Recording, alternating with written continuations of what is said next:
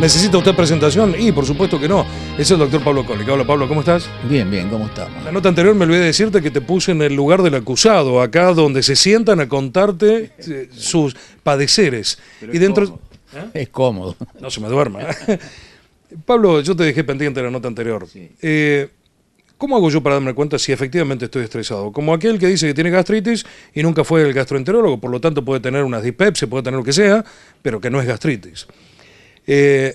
Una persona dice que está estresada, dice ya voy a salir.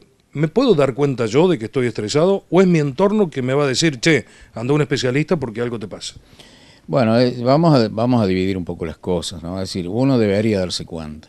Lo que pasa es que a medida que se van apareciendo los síntomas, es como que los vamos internalizando, creemos que podemos soportarlos, que podemos seguir, y un poco, hemos hablado en algún momento de la gastritis.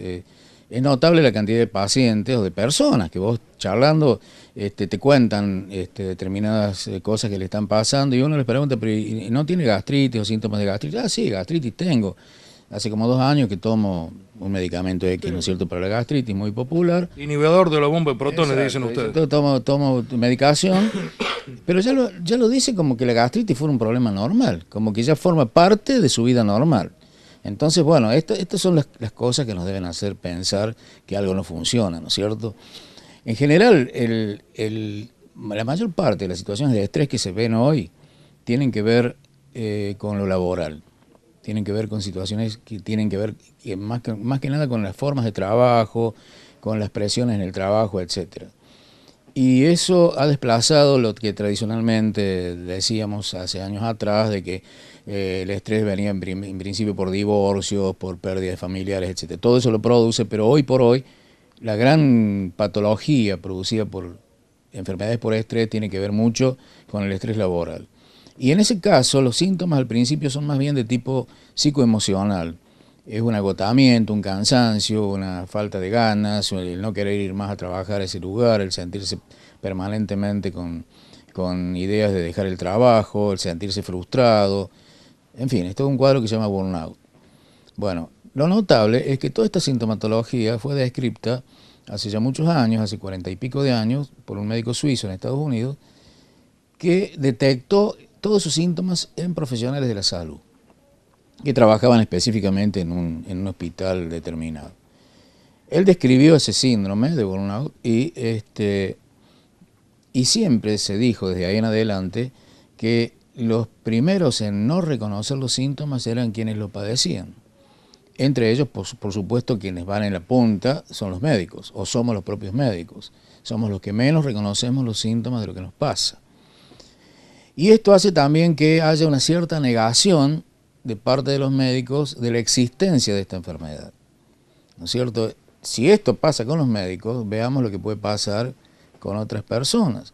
Y como la medicina ha estado tan fragmentada, desde hace ya varios años se fragmentó en especialidades y superespecialidades, la gente que tiene algún síntoma va directamente a algún especialista, ¿no es cierto?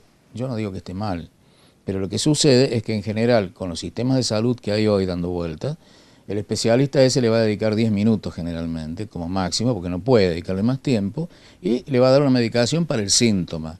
Y en realidad el síntoma es la expresión de algo mucho más profundo que está teniendo esa persona, que es aquello que lo está llevando a la situación de estrés. Y a eso no se llega, en general en las entrevistas médicas comunes.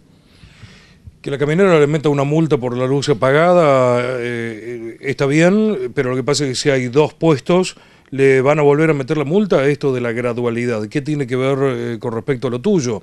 ¿Hay estrés que se vaya sumando? Yo me siento o tengo un estrés por un problema familiar o un problema laboral, pero tengo que andar deambulando por los especialistas, se me suma otro estrés más, y después aquel que me pueda dar la solución para el estrés, otro estrés más, que tengo que ir, que tengo que volver.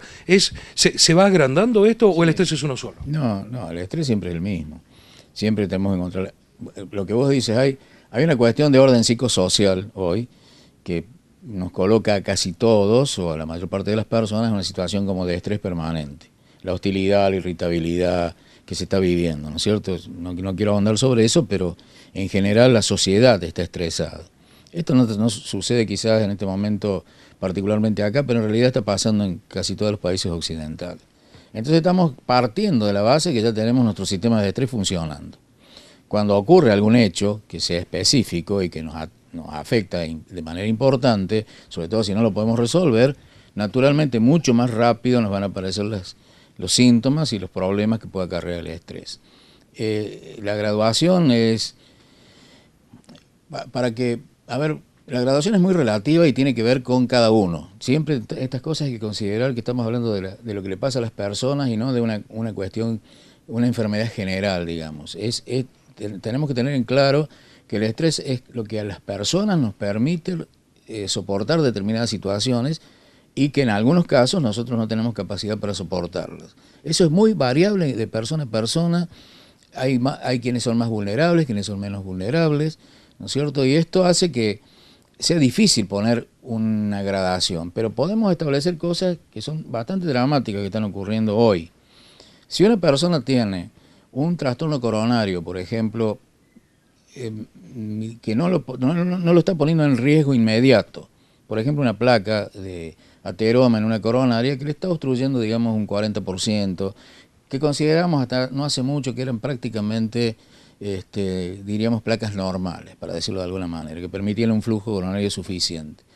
Si esa persona, digamos, es de temperamento muy irritable, si cae en crisis de ira muy rápido, muy poco manejables, y tiene un conflicto que no puede resolver, por allí frente a la caminera que decías vos, o cuando le están llevando el auto con una grúa, puede tener una crisis de ira tan grande que en poco tiempo esa placa, que era una placa, digamos, soportable, sufre una transformación inflamatoria o de tipo inmunoinflamatoria que en 5 o 6 horas lo llega a un infarto.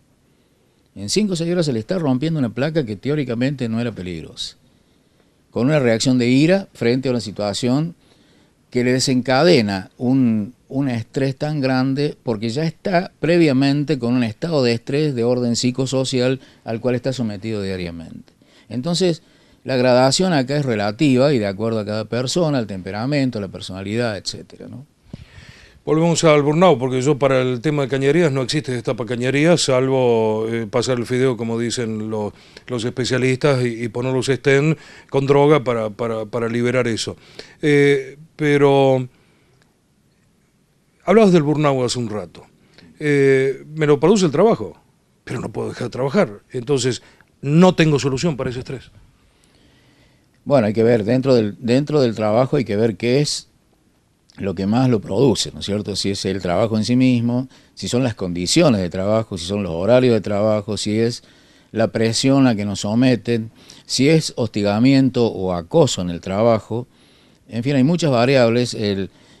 Hay situaciones que dependen mucho del lugar donde estemos trabajando. Por ejemplo, es muy común en lugares de trabajo que haya lo que se llama conflictos de rol, ¿no es cierto? ¿Qué sucede?